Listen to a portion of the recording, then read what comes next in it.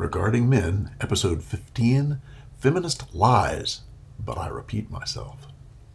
Okay, hello everyone.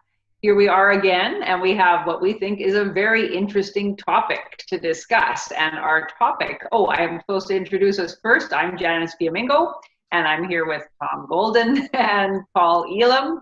And nobody would have known that. Just wanted to get to that topic. So our topic is lies of feminist history. And we all agree that one of the really biggest barriers to having rational discussion about the situation of men and women today, about our society and its progress towards equality and justice, one of the biggest barriers is the fact that we have a very distorted view of history, thanks to the success of feminist ideologues, both in the university and in the wider culture.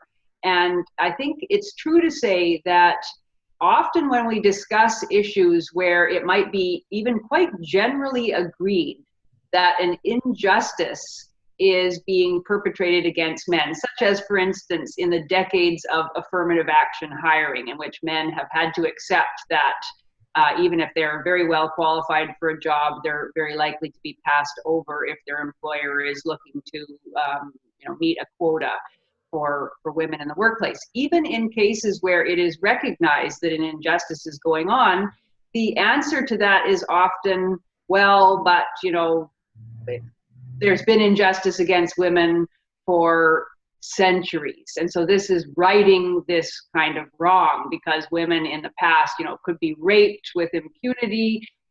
Women were mistreated in the workplace terribly. Women weren't considered persons. I've heard that said over and over again at conferences. They weren't even declared persons until the 20th century. All sorts of these kinds of myths about women's mistreatment, and very few of us, and I count myself amongst that majority, very few of us actually know enough about history. And it is very difficult because, to really do the in-depth research and to understand the reality of history requires depth of research and time commitment that a lot of us just don't have. So one of the things we wanted to talk about was the importance of looking at history from a non-feminist perspective and seeking to understand the truths behind the myths. So we're going to talk about a few of those myths today. Yeah. So I don't know, who wants to go first? What should we talk about first? I vote for Tom Golden to go first. Tom should go first, eh? Yes, what do you think, Barney? He says nothing. I'd be happy to go first. I think I'll add on to what you said, Janice, because it's important to know that the feminist lies are what has brought them to where they are today and what has changed the viewpoints of our culture. And you look at over and over and over again, they've done the exact same thing. Either they've lied outright or they've only told one part of the story. And by telling just one part of the story repeatedly, it gives people the sense that that is the ultimate truth. And you can look, oh gosh, how many different ways the domestic violence stuff is just one side of the story, only the female victim side. The wage gap crap. The women are raped, 1 in 5 girls are raped at college crap. All of these lies after lies. The healthcare stuff, that women are oppressed in healthcare. Well, the research was only done on men. Of course, we know why that was. It was done on men because they didn't want to risk hurting women. They wanted to protect the women and only use the men as risky subjects. And on and on and on. Just about every feminist idea is based on some sort of untruth. At least that's been my perception of things. And there's a lot of different ways they've done it. The one that I'd like to start off with is the workforce. We talk about how women have been kept out of the workforce. They've been kept out of the workforce. They need to have access to being able to get a job. And wait a minute. In 1791, I mean 1791, not 18 or 19 or 2071. No, in 1791, a man named Alexander Hamilton, which I think he's pretty much a big star of the left these days, right? Well, Hamilton wrote a report to Congress. He was the Secretary of the Treasury at the time, and he wrote this report to Congress about manufacturers. And he recommended that the manufacturers should actually put women and children to work in the factories, that was going to be the best, most economical way to do things. So guess what happened, folks? Much of the factory workers were women and children. Now, there were plenty of men in factories also. But if you look at the laws that were developed over time about things, it is absolutely fascinating and very telling, because what you find is the laws for safety in factories were only for women and children. Only for women and children. So what does that tell you? That means that they're not only giving them a place to work, but they want to keep them safe and taken care of. The men they didn't care about. You know, in fact, they forbid women, this was in England, I think, it was in 18 something, they forbid women and children from ever working in mines or anything underground. Why? Because it was too daggone dangerous. In the United States, they forbid women and children from ever working with cleaning machines or taking care of machines, because that was dangerous work. The men did that. So, wait a minute, the men are doing the dangerous work, but the safety stuff is all about women. And then they have all of these laws that are about the factories we need to inspect. Which factories should we inspect? And guess what? The laws came out. They said the only factories we're going to inspect are the ones that employ women and children. So can you see how, yes, women had jobs. This is in the, a long time ago, and has been since then. They had jobs, but that they were the only ones that were worried about to be safe. And that tells us the story. The feminist idea that women are thrown out and not worried about and just made chattel and whatever is crazy. It was the patriarchy that said, no, we need to keep our women safe. The men, not so much. They're expendable. We'll let them go off and get killed in these machines, because these huge machines, in the factories, they'd have to clean these sharp cutting machines, right? And all kinds of things would happen, from cutting off limbs and cutting people up completely. It was very dangerous. But they didn't write any kind of legislation about that until later. I think it was actually in the early 20th century they started, or late 19th century, they started doing more with factory safety. Same thing with the railroads. The railroads, all kinds of things. But women traditionally have certainly been in the workforce. I mean, look at the number of women who are involved with the seamstresses. In fact, if you look at history, there was this huge protest in the northeast of the United States where 20,000 women in this union of women protested and went on strike. And I think it was, when was the first, oh gosh, I don't have it here, but there was the first women's union, I think was in 1880, something like that. So women have been in unions, they've been employed. I mean, think about it. Nurses and teachers are almost always women, and it's almost always been like that. But women have been in the workforce. They just weren't the jobs that the feminists wanted them to be. And that, I think, is the major difference. So when you look at history, you see that, wait a minute, something's going on here where women were indeed in the workforce. And actually, prior to the Civil War, most women, I think, were at home and doing things within the home. But, after the Civil War, things started shifting and more women came into the workforce. And, I looked for the percent of women in the workforce, and there's a number of different ideas about that. And I never did get a solid idea of the actual percentage. Janice, I think you did a video on this, right? No, not on that particularly. Do you know what the percentage of women in the workforce has been? No, I would not want to hazard a guess, but certainly in the 19th century, There were many women working in very many different capacities, even elite, even in elite professions. There were, universities open to women in the early 19th century. By mid-century, women were graduating from medical college. Women had lawyers since the 1870s. They were able to attend law school from the 1870s onward.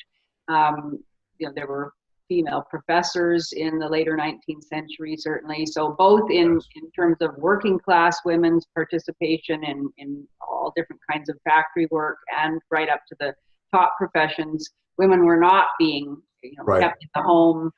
There was never any kind of widespread doubt about female competence to do a whole variety of things. And men were always interested in women's welfare in the workforce as well. There's anyone who's interested in the history of labor unions and working peoples in the 19th century could take a look at an organization called the Knights of Labor, KNIGHTS, the Knights of Labor, who were active in the 19th century.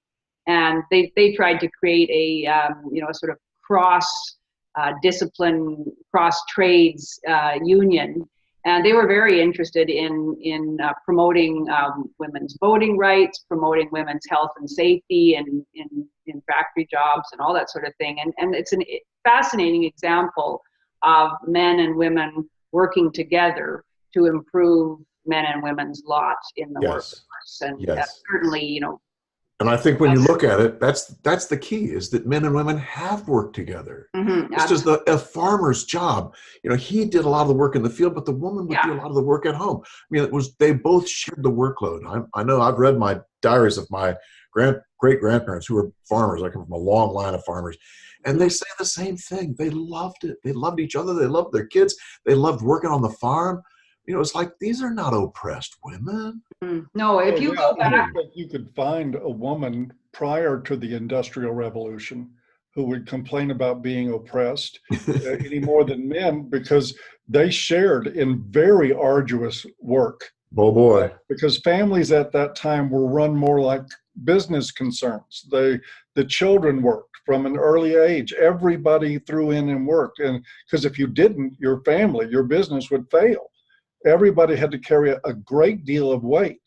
And it was after we started building factories and pulling men into the cities to work. And I mean, we could have a whole discussion about the impact on the family, on men and on women from the Industrial Revolution, because it was a tremendous impact. Yes. But all this history, Tom, you talked about how the history has been distorted. And it struck me as we were preparing for this, and I'm not trying to be facetious or even funny here.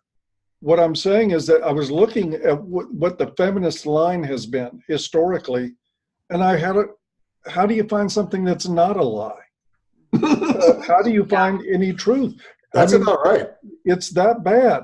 And it is that bad. Example was, and I remember Warren Farrell wrote about this, your example was that women said, well, all the medical research is done on men.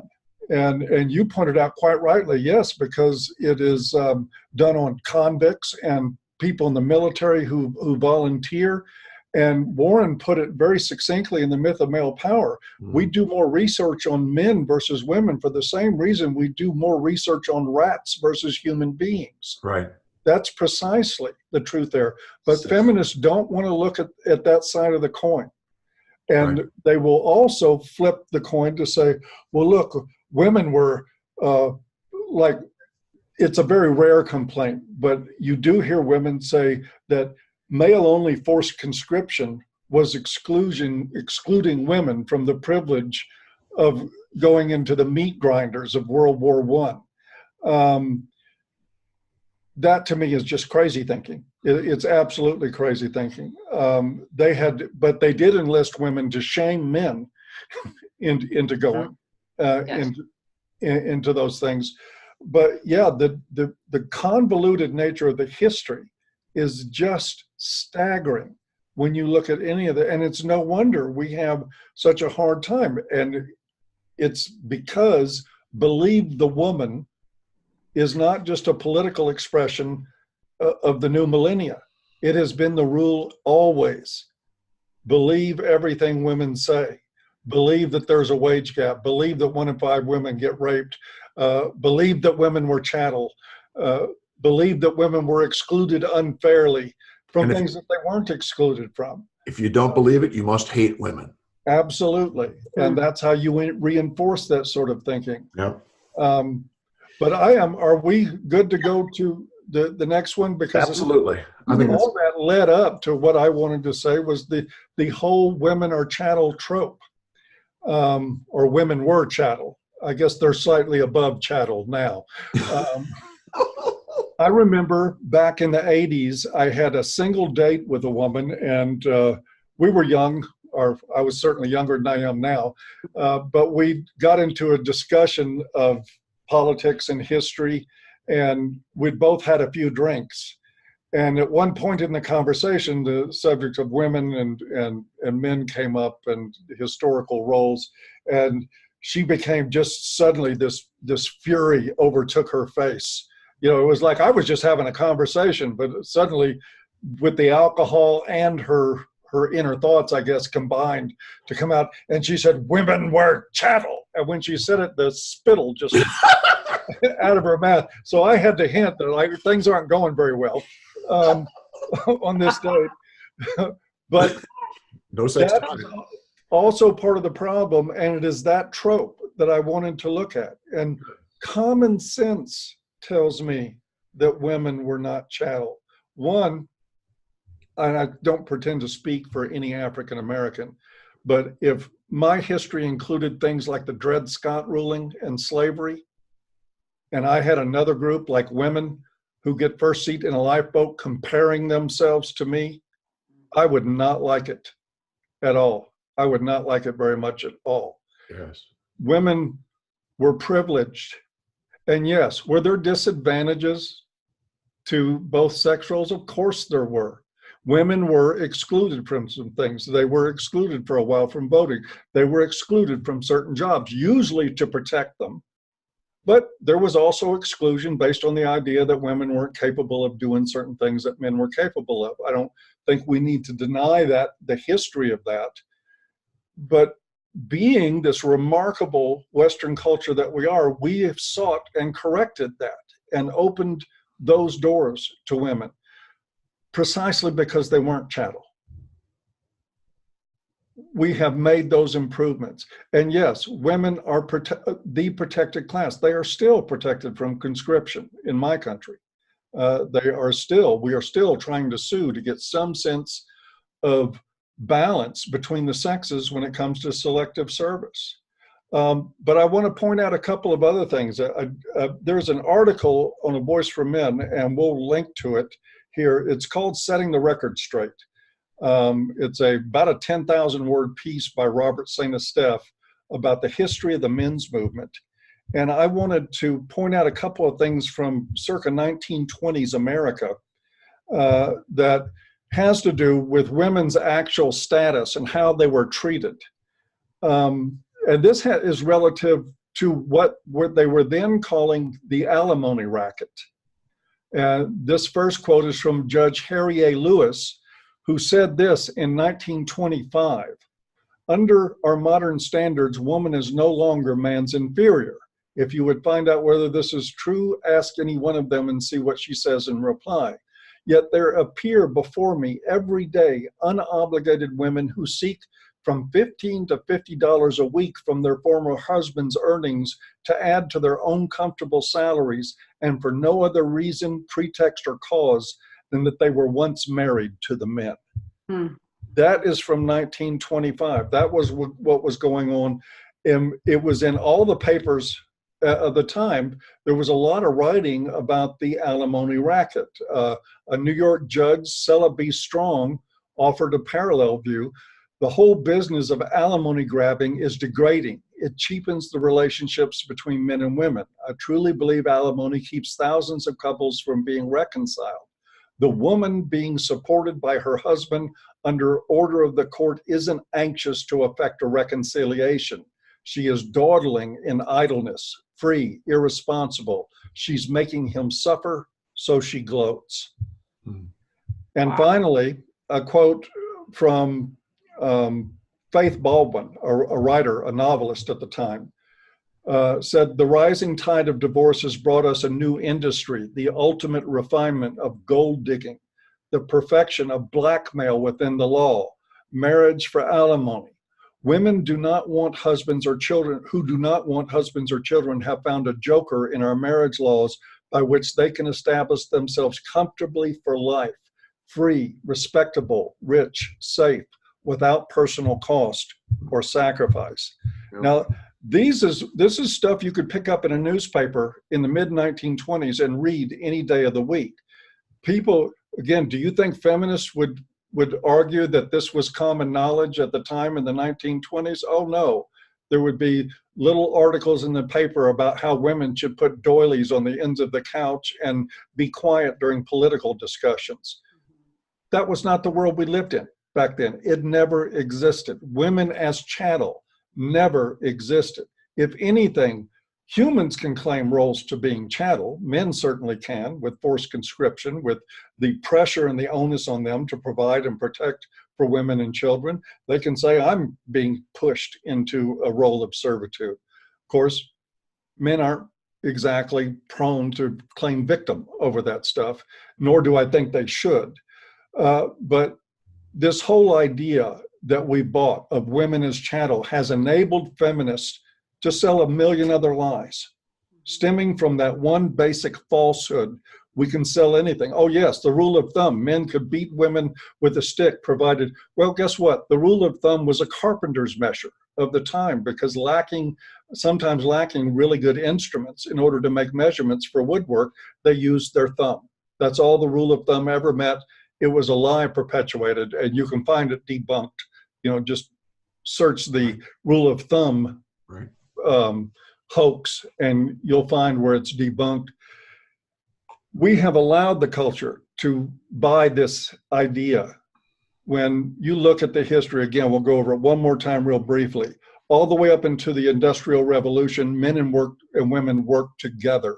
They worked brutally hard. I mean, can you imagine digging post holes with an iron rod through levels of rock, of what that took, what women had to do just to cook and clean and do really physical stuff too, work in fields. Right. This was not a pretty way to live. And if they didn't have all those people working together, the stuff wouldn't have worked. Then we did get this Industrial Revolution that separated family. And again, I want to address more of that later in another discussion that we can have. But what happened was that labor was divided, and men continued to work primarily to make life at home easier. They invented things like washing machines. They invented security systems and built police forces to protect neighborhoods. I mean, everything you can think of. Meanwhile, while this was happening, if you looked at men building skyscrapers in the 1930s, they didn't even occur to them to use harnesses. That's why 1 in 5 men fell to their death or fell to disfigurement during that period of building in New York City. 1 in 5 were injured or killed from falling because the mentality was such that it never occurred to anybody to think of something like a harness. They had the technology for that at the time. They just didn't do it. You were just out, it just wasn't considered important. Right. And you better not fall. Okay, also we could build buildings that were safer for everybody, including and often especially women. And that's our history, not what feminists have sold us. Yeah. Yeah. Amen. It's very worrisome because I find that with I found it since I'm now retired, but with my students that if there's one thing we believe we know, it is that the entire history of the human race has been the history of women being mistreated by men, and men having a great time, men being privileged, men being entitled, men being powerful, etc. It's the one thing we really truly believe we know about the past. Yeah. And more and more it's becoming difficult to find out what that past actually was. Just recently, I was teaching a course on Jane Austen, the late 18th, early 19th century writer, and that's not I have such a narrow range of knowledge. I feel I'm comfortable with basically 1850 onward. I know something, and I'm not a trained historian, but I did a lot of reading in newspapers, especially the 1870s and 1880s. So I really feel like I immersed myself in that period. But I thought, okay, I want to find out some things just to give my students a sense of what it was like to live in the 1790s and the first decade of the 19th century. So I took out a bunch of books from the library on Jane Austen's era and, social histories of the time. I thought it'd be really neat, even just to give students a sense of, what it was like if you wanted to use a toilet, how many homes had toilets, all that kind of basic stuff. And I couldn't find anything that suited my needs, and nearly everything that I looked at recycled feminist myths about women's oppression. So it's so deeply entrenched now in both academic and stemming from academic popular histories that even if you are taking the time to fairly quickly acquaint yourself with something about the history of a particular era, it's very difficult to find what you want. And part of the problem, I think, started with a certain revolution in the way historians approach their work, probably in about the 1960s and 1970s. Prior to that, history had been mainly the history of sort of macro history, wars, conquests, major political events, major economic events, that kind of thing. And in the 1960s and 1970s, something called social history became much more popular and seen as significant in the academy. But social history, which was supposed to be the history of ordinary people and everyday lives, it had its roots very deeply in Marxist and feminist approaches. And so it was always ideological. It was about making points about oppression and people who resisted oppression. And that is, really interesting if you're looking at the history of the labor movement, for instance. There's definitely something to be said about the ordinary worker fighting against oppression. But when it came to feminist history, that meant that everything got filtered through this lens in which the woman as victim was the sole, category that mattered, and the experience of men's suffering, men's difficulties, men's challenges, men's pain, that was all irrelevant to most feminists. And so, for instance, I was reading a book a while ago on 19th century rape law, and it's written by a feminist, but and so it is totally has that feminist lens, but she did real research looking at court cases. And so one of the things she talks about is the fact that certainly in Canada, and I wouldn't be at all surprised to find out there was something very similar in the United States, there were a variety of forms of law to protect women and to punish men, even for consensual sexual relations. And there were various categories that fell under what was then called the crime of seduction. And so what it meant was that even if a woman consented, if certain situations pertained, it would still be considered a sexual crime. So if the woman was under the age of 16, she could not consent to sex, even if the man was quite young. So there are cases where with a 17-year-old young man and a 16-year-old girl and a 17-year-old man, going to prison. But sort of more interesting, there were cases where this was the law that if the woman was under 21, and if the man had promised marriage to her, then if she consented to sex and then he didn't ultimately marry her, she could have him charged with seduction and he could go to prison for up to 2 years. And so what that meant was that, and it was really interesting to read about this, the feminist historian said that it was all about patriarchal control of women's sexuality and how women couldn't define their own, sexuality because a woman was considered unable to consent in these various situations, which is true in a sense, but the weight of the law fell much more heavily on the man, and it meant that in many cases, whether or not the man had actually promised to marry the woman, whether he had or not, he couldn't prove that he hadn't. The woman merely had to say that he had, and he could then be taken to court by her family, and he risked a prison sentence. Now, again, you'd have to be able to actually read all these various cases to really have a sense of how it actually worked out in regular terms. But according to this feminist historian, it didn't always work. So that the judge wouldn't necessarily be convinced, or a jury wouldn't necessarily be convinced that the man should go to prison as a result of the woman claiming that he had promised to marry her. But often the threat itself, and you can imagine if you were a young man threatened with the possibility, would be enough that the man would then be forced to marry the woman if that's what she and her family decided they wanted to. So it was a case where the idea that men had all this sexual power and that women were shamed when it came to sexuality and always the one blamed is actually very far from the truth. So certainly there is a grain of truth in that. There were some cases where a woman who was raped, let's say, would be shamed for that, but certainly not in every case by any means. And often it was the man who was blamed, the man who was seen as culpable, and the man who faced and certainly a woman could not commit a sexual crime according to the understanding of the law at the time. So only a man could commit a sexual crime, even in cases where the sex was consensual, if the woman claimed that he had promised to marry her and she was under 21 years old. So, this idea that, rape was normalized, that rape was considered no big deal, that a man could rape with impunity, it certainly wasn't true. This was in the 1880s that I was reading about, and I'm sure there are different laws, different cases. You have to do a very extensive study of court records to know how ideas changed and how legal practice changed over time. But just in that one instance, it really shows that the feminist notion of our societal indifference to female sexual victimization is simply not true.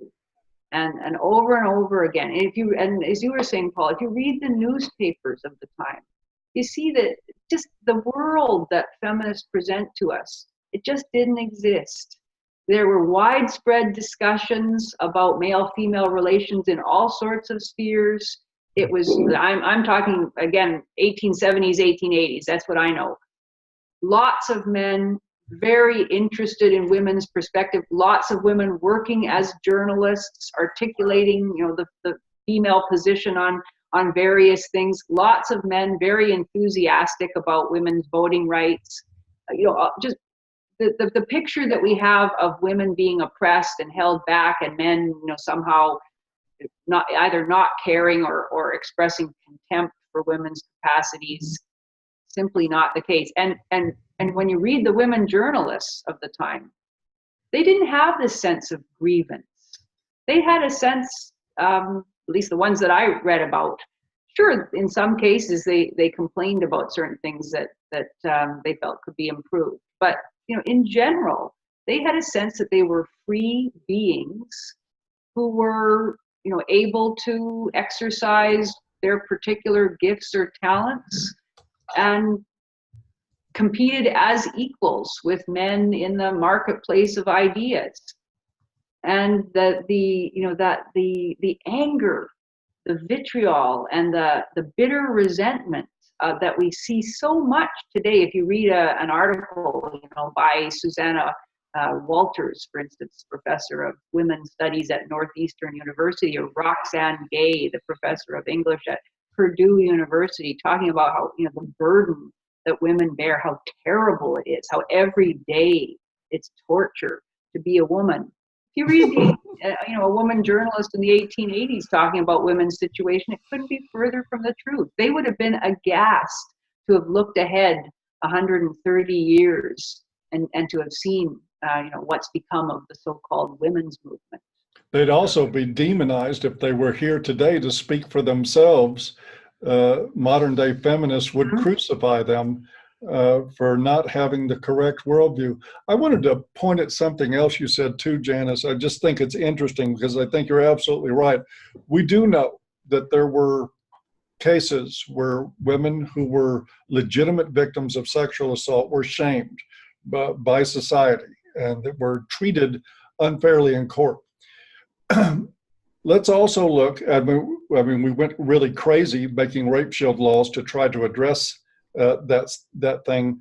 But also, I think we have to consider that in order to shame women sexually for being the victim of a sexual assault, this ties into a lot of other information we have that point to the idea that as a society, we see men as something dirty, as something shameful, or even contact. We determine whether women are clean by whether they've been touched by men. Mm-hmm. And so, yes, I get the injustice of what you were talking about, and I agree that's a great thing to change, but it's another one of those stories where there's half of the picture out there. Exactly. Mm-hmm. Yeah. And the half they're not telling too is that women were seen as pure. Mm-hmm. They were seen as something to protect them from the evils of government, the evils of money, the evils of all kinds of things. And, mother and apple pie, mom and apple pie. It's like, this is sacred stuff. Mm-hmm. And it's just. And in fact, the first women's movement in the 19th century made hay out of that. And the entire basis of the women's movement in the 19th century was that women are morally superior to men. And a lot of women came forward and said, we don't want to be protected because of our moral superiority. But they didn't dispute the idea that the moral superiority was true. They said, we want to clean up politics. We want to improve the public sphere, and we can do that precisely because we are morally superior. In fact, the leading feminist in Canadian history, a woman named Nellie McClung, made moral superiority the basis of women's moral superiority, the basis of all of her arguments for why women should vote, why women should be publicly engaged, etc. So, and that's what I found too, the women were able to enter public life in the second half of the 19th century with the force and the respect and the very wide popularity that many of these journalists and activists and public speakers and educators received, precisely because the society did view them as better than men. So the second wave didn't give up on that notion either. They furthered themselves on the idea that more women on corporate boards would bring a better morality to corporations, that if women were in charge, we wouldn't have wars. And somebody forgot to tell that to Hillary or Golda Meir or Indira Gandhi or Margaret Thatcher or any number of European female monarchs. But that was the idea, that women would bring this new sense of morality to things, which of course they do not do, because unfortunately, just like men, they're human. Mm-hmm. Yeah, that's exactly it. And so the feminist movement has always drawn on all sorts of cultural ideas about women that were positive for women, and that in fact made it possible for them to attain a position often above men in terms of their public standing with their society, while at the same time objecting to any ways in which that valuing of women meant that they were protected or prevented from doing certain things. And we see that still today, that women want to be able to invade all of the spheres that were traditionally male, but they want to maintain the special privileges and the special protections that they've always had as women.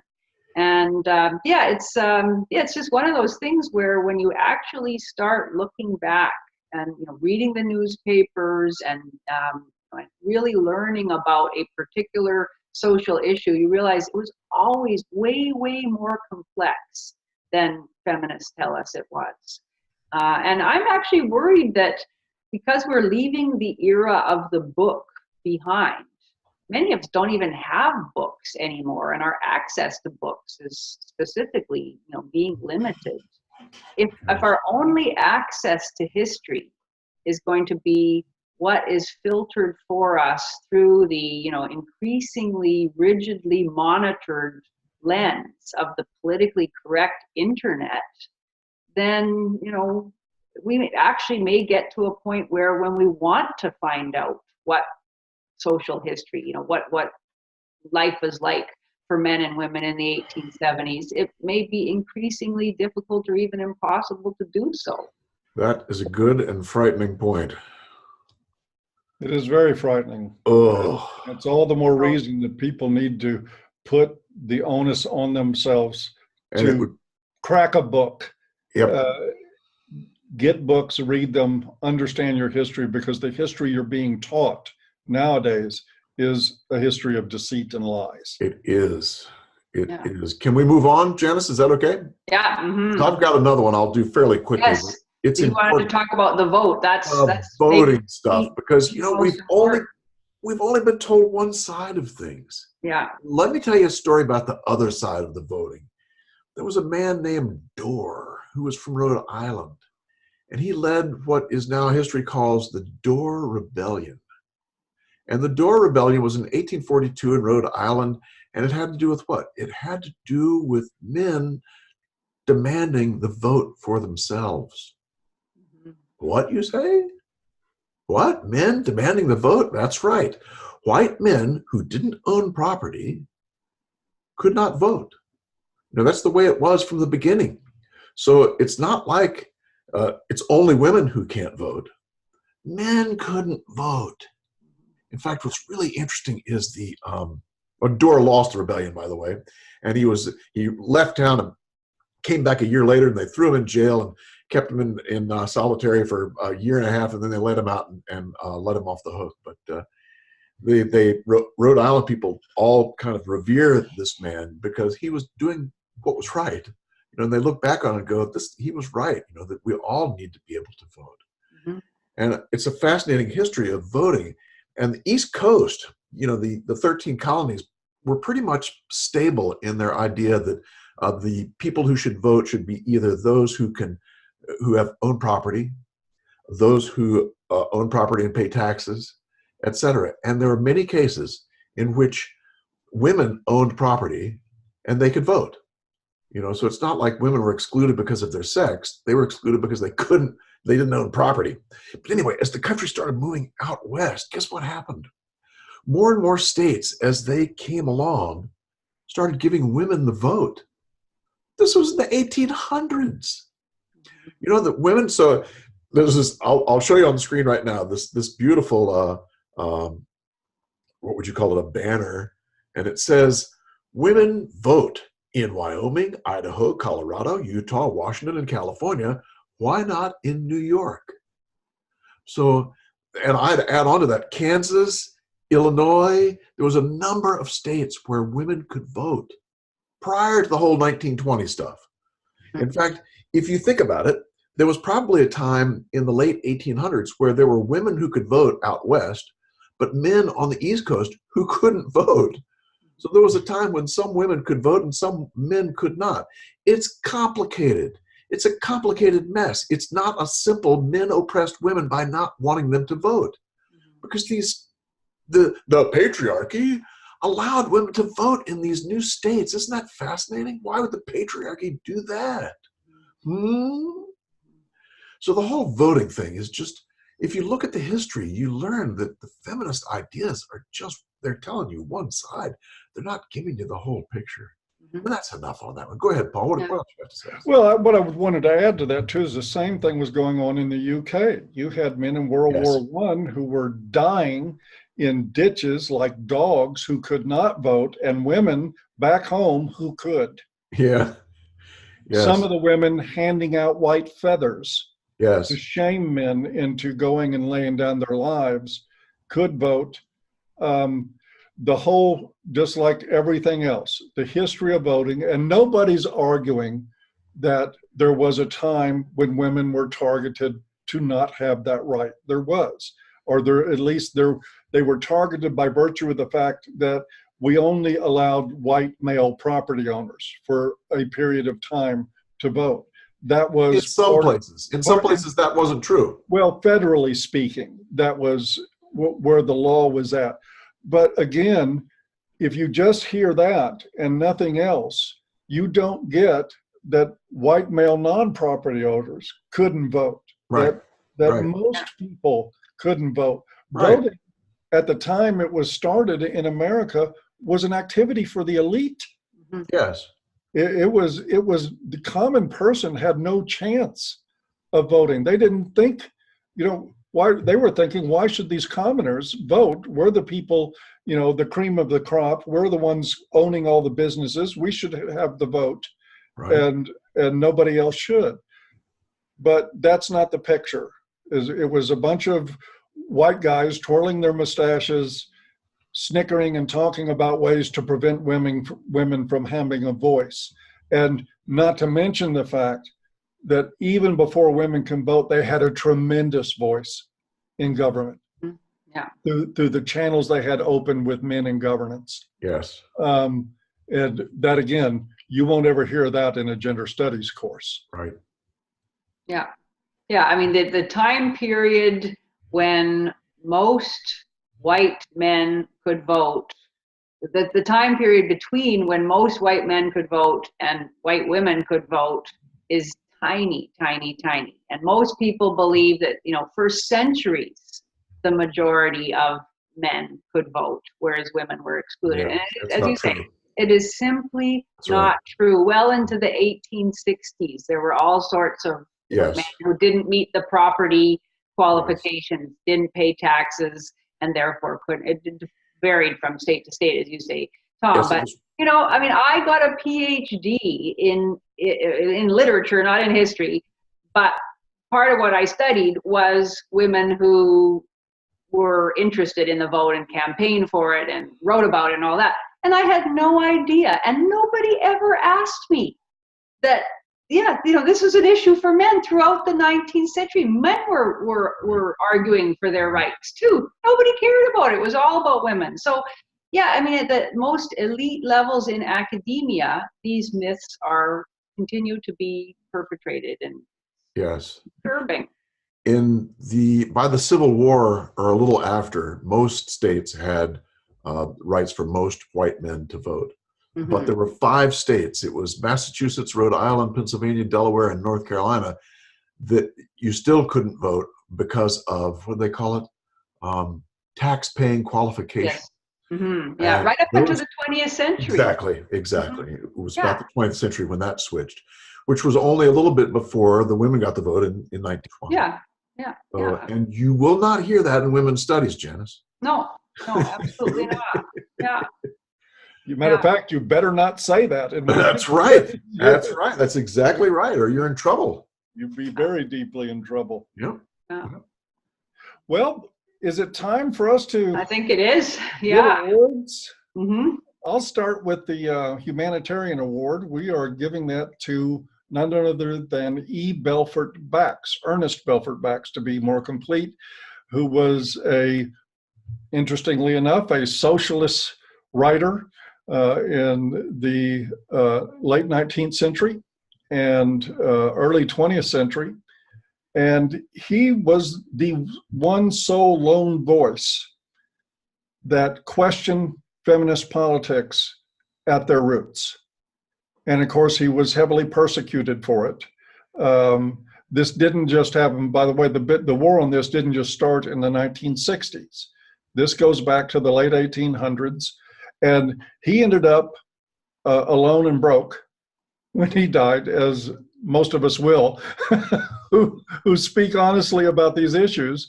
But he was if you read any of his works, if you read The Fraud of Feminism, and if you read The Subjugation of Men, you could be reading A Voice for Men.